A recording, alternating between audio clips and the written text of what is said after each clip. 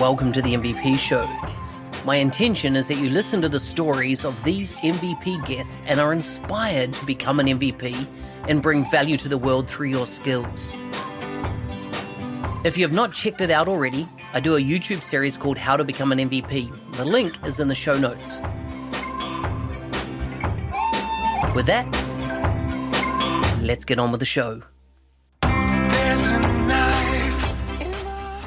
Today, we're heading to the US to discuss the future of work. Please welcome Stephanie, Modern Workplace Practice Lead at Avanade.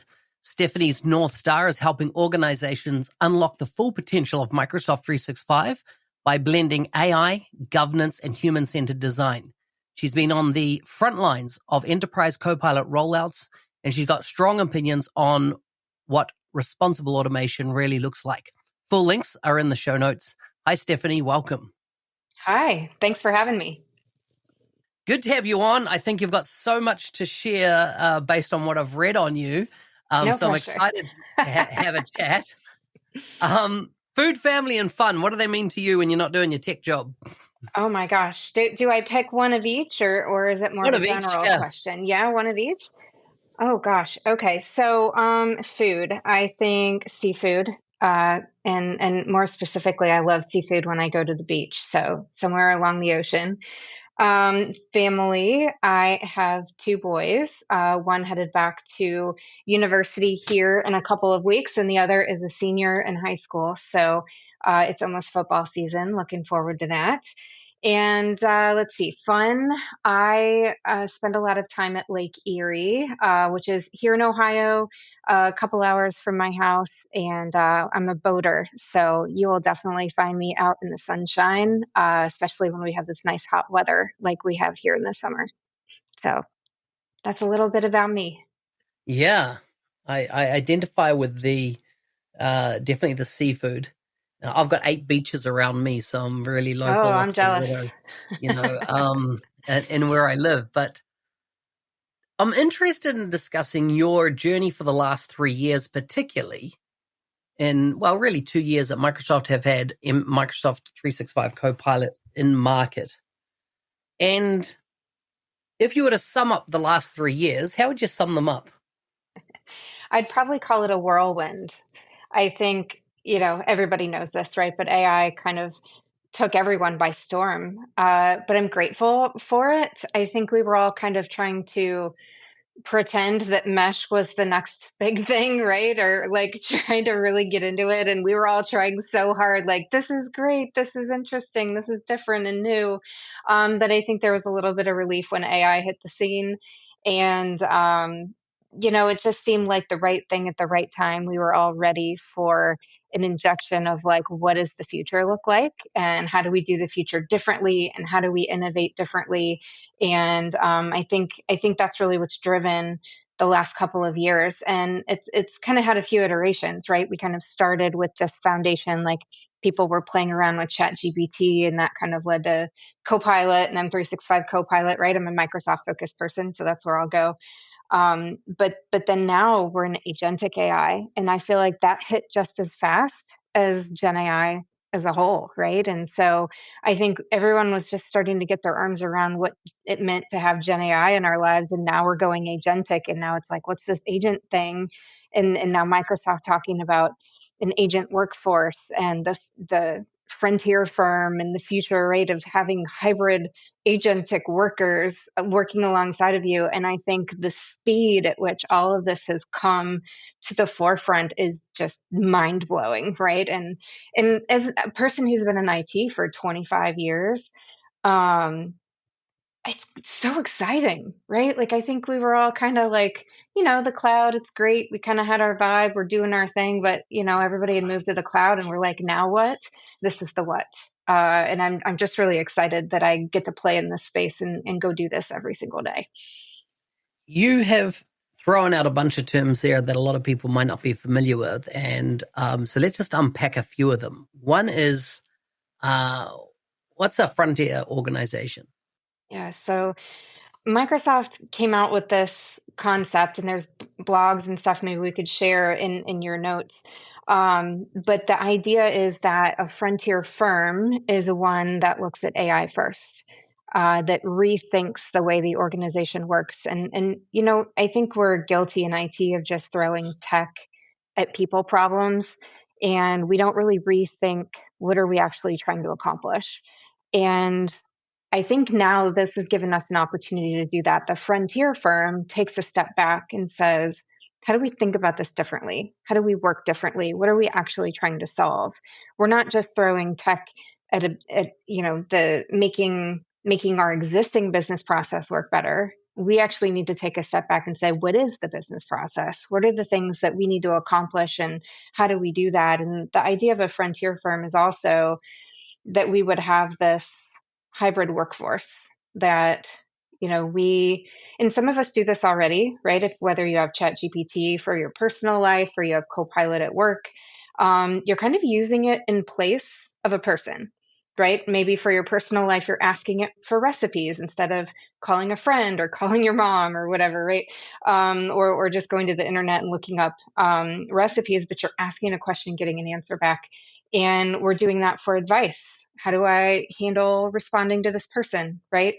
And so we're now going to this application to ask questions, to get advice, to go get things done, and it's replacing people in some cases. And when we look at that from a work perspective, it's a little bit intimidating because we think, well, will AI take my job, right? Because I'm now asking this application something about work and it's giving me an answer back. And do I need to go to, Bob in accounting or Sue in finance or, Bob in marketing or whatever it is, right? Like I can get answers back and not have to talk to a person. But the reality is we're all overwhelmed with too much to do. And so what I'm hoping is we're all still employed, but we actually get a lunch break in an 8 to 5 day, right? Hopefully that's not too much to ask. But the idea here is that this tool becomes part of your workforce. It's like a teammate. It's someone you can rely on. It's someone who can go do tasks for you. And that we're going to have a bunch of these, not just one, but different people to do different tasks, right? There's different agents to go do different tasks on our behalf. So the frontier firm is really about rethinking business process and figuring out how do we utilize AI to work differently, more efficiently. And like I said, hopefully someday I get a lunch break again. I look forward to that. Yeah. I like that. I want to spotlight on one of the things that you've talked about there, which is this concept of a digital worker.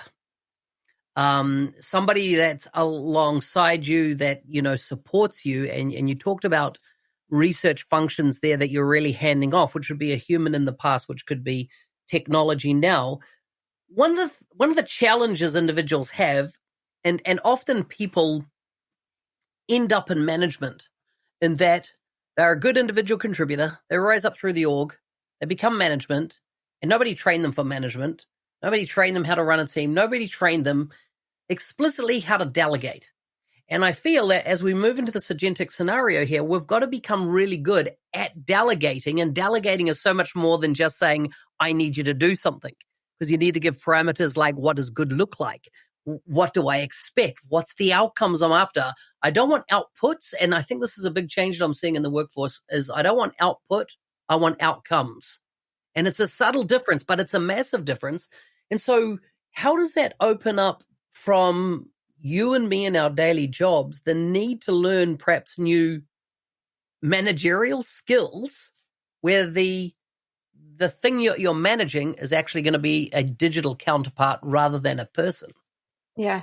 And I think we almost make this part more intimidating than it has to be because we think, well, I don't know how to use this tool, right? And our experience in the past with technology has been if I try something and it doesn't work, I quit because it obviously just doesn't work that way, right?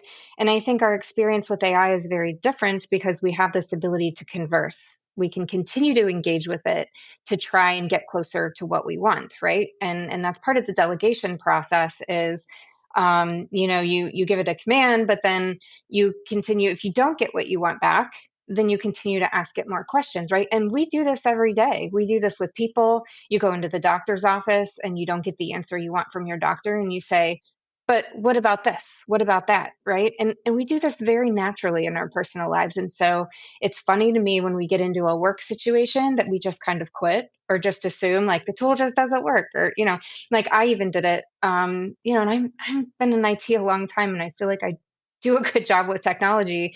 And one of my earliest experiences was Copilot. I was talking with Microsoft and giving them feedback. And I said, it's great, but I wish it gave it back to me in bullet point format instead of a paragraph. And his comment back to me was like, you just tell it to give it to you in bullet points. And I was like, oh, right, I can do that. Right. So you kind of have to rethink and be like, not be afraid of it and just tell it what you need, just like you would if you were sitting across from a person. And from that perspective, I think we just simplify things, and it becomes way less intimidating when we think about it as just another person. Some people are better than others at delegating in general. So I do think it's a habit. This is not a tool that's natural to any of us, as I just described. And so it takes purposeful effort to learn how to use it, how to work it into your workday. And I say that it's a lot like exercising, right? Because exercising feels weird and awkward at first, and you're just like, you got to make an effort to get out of bed in the morning and go work out before your day starts. But once you do it over time, every single day, several months down the road, it's just part of your day. It's just what you do, and you have this really healthy lifestyle. You don't even have to think about it anymore. It's just part of what you do. And I look at AI very much the same way. You just got to practice and be purposeful with it and work it into your day. And eventually, I think all of that is going to get easier for all of us. Where does responsible AI enter the purview for you? And I noticed that soundbite of responsible automation. How do you talk about this? So I'm an information architect from way back, right? Like I've done SharePoint for a long time, and we've been trying to have that governance conversation for a really long time. And that's part of the picture, right? It's not all of the picture, but that's what comes to mind for me first is that initial pass of like, hey, we're just going to go light up AI inside of our organization. And you really have to be careful with that, right? Not all tools are the same. Not all tools are safe. And some tools are going to surface everything you have and every document, everything. And if you've not done your due diligence in your environment, then you're at risk for really sensitive content, intellectual property getting surfaced, or intellectual property being sent to a public AI tool like a chat GPT that's not enterprise account, right? So we have a lot of factors here to kind of think about. We've got to be responsible with it. And two, we have to protect the content that we own and the content that gets exposed to that AI. And there's kind of a lot of layers to that. And so in the customers that you've worked in over the last couple of years, what are you seeing as their biggest challenge to adopting M365 Copilot? And, I've heard things like our data is not too good. Security, one example I had was it's going to take us a year to get the security. Like we know our data is exposed, but we use a model of security by obscurity. Nobody knows how to find it, but that's all right for us. And so the pushback from IT is that, hey, there be dragons there. This is risky for us to go down there because we know our data estates is a shambles. So is it data? Is it more, I love Kawana. I don't know if you know her in the, team. And she brought up a really interesting comment at MVP Summit, which was, when Teams came out and became the superstar tool that it did in the pandemic, nobody asked the question, is Teams going to take my job? Where we have a cognitive loading now with people going, is AI going to take my job? And so there's resistance, right? And resistance needs normally an adoption process to overcome, to take people on a journey, to take them on a narrative arc, to get them from where they are to seeing a future that they can understand that isn't going to leave them without a job. Going back to what's the biggest challenge you're seeing when it comes to, enterprise rollout of M365 Copilot? I think it's actually IT, risk, and legal. They're the blockers. IT risk and legal. IT risk and legal, they're the blockers. We know for fact, when, let's say you do a proof of concept internally, and you only do that proof of concept with those three groups. And the point is here, they're trying to break it, right? They're going to try to break it. They're going to try to find stuff. They're going to try to find reasons that you don't want to implement this tool. And what we like to do is balance that, because if that's where you start, that's where you're going to be stuck.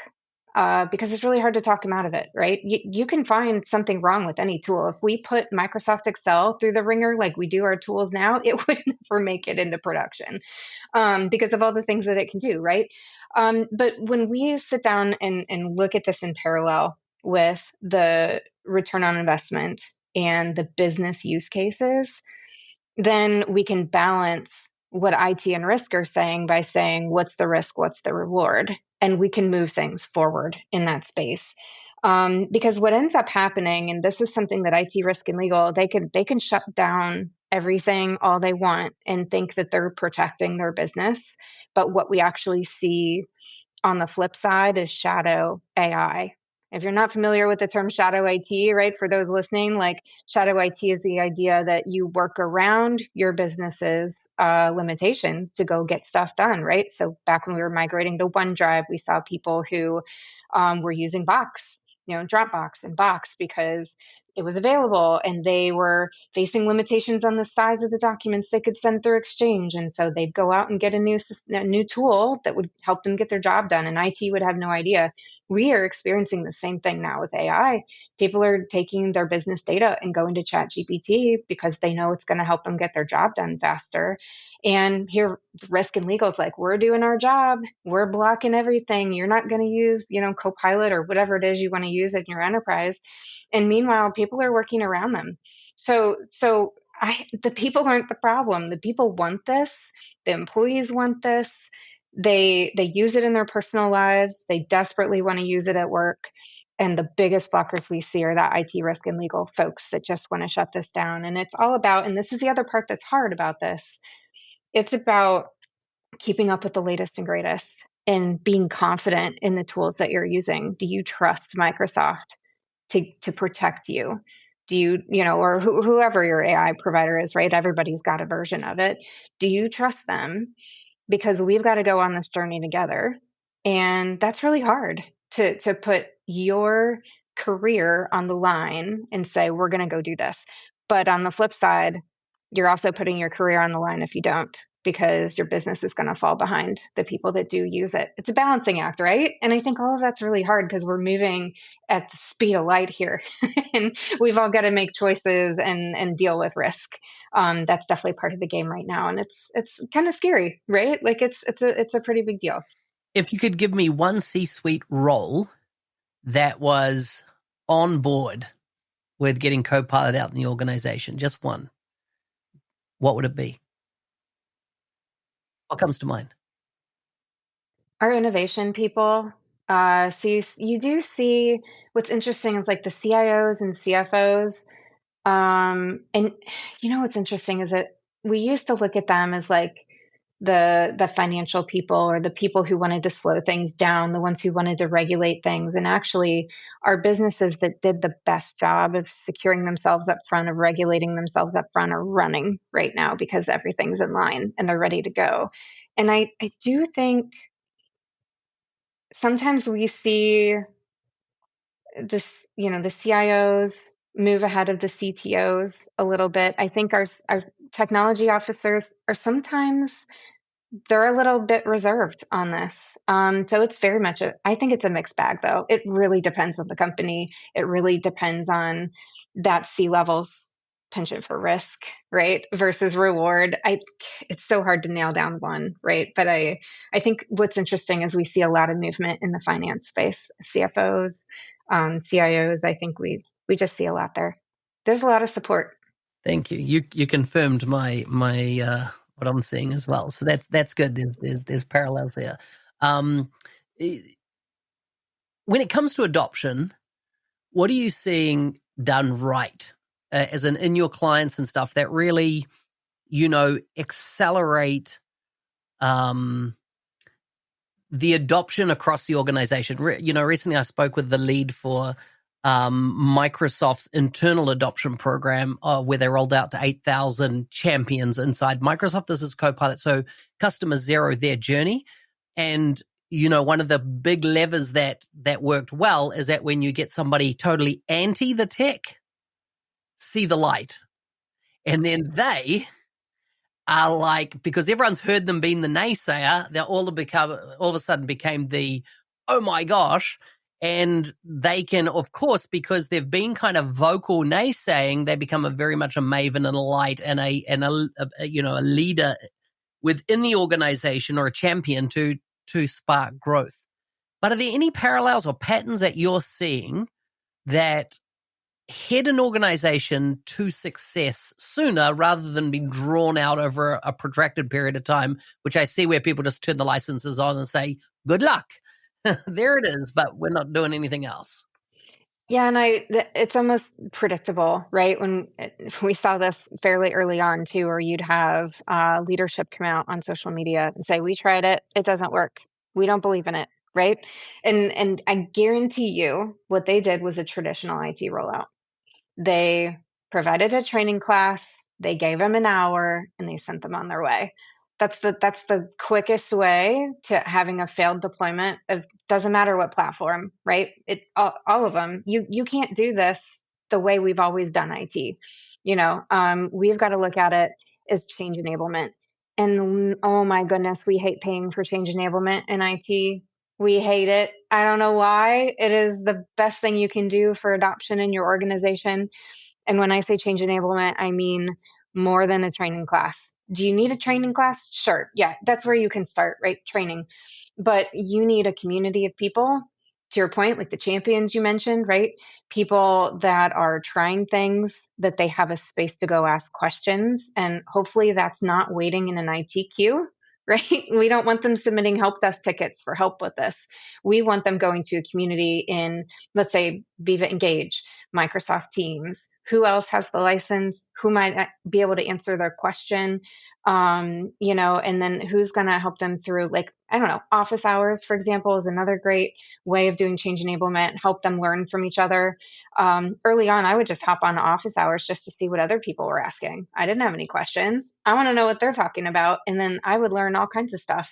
Still do, honestly, right? I've been using this tool for over 2 years, and I still, people blow my mind with the stuff that they come up with. So I think you have to allow it to be viral in your organization. You have to allow people to learn from each other. And in order for that to happen, you've got to give them spaces to communicate. And so many of us are hybrid or remote now. You're not going to talk about it over the coffee pot in the kitchen. You're going to have to find purposeful ways that people will get together and have those conversations. So it's change enablement. It's going out and making sure they've got those platforms to talk to each other. I love it. I love it. Well, we're at time. It's been interesting. I've got another million things to ask you. If you put your crystal ball, got out your crystal ball and looked at the next just 12 months, so mid-next 2026, where are we going to be, or where would you like to see us be in that time frame in AI? I want to see us moving a little closer to what Microsoft says that frontier firm is, where maybe we're creating and managing some of our own agents. We've got this really fantastic tool right in front of us. And I think today we're very cautiously creeping into things that are kind of, proof of concepts. And we need to get those proof of concepts into production. And we need to do it at a massive scale, right? And I know that IT is going to look at it. I know the business is going to look at these, big ROI changes. I think that'll happen. But what I'm excited about is the innovation that's going to happen in the individual user sitting at the desk every day, doing their day job and innovating and coming up with these really fantastic agents that are going to just change the way business is done. And it's not even going to come from IT, right? Like, it's just going to come from the average everyday user. And that's what I'm excited about. That's what I look forward to, because we move forward in power in numbers. And all of us collaborating and doing this together is really, it's going to be really powerful. And I think that's where change happens. If we're going to sit around and wait for formal IT projects to happen, it's going to be years. I think we're all going to move faster from that individual effort. And I'm really excited about that. Awesome. Stephanie, thanks for coming on the show. Thank you for having me. It's been fun.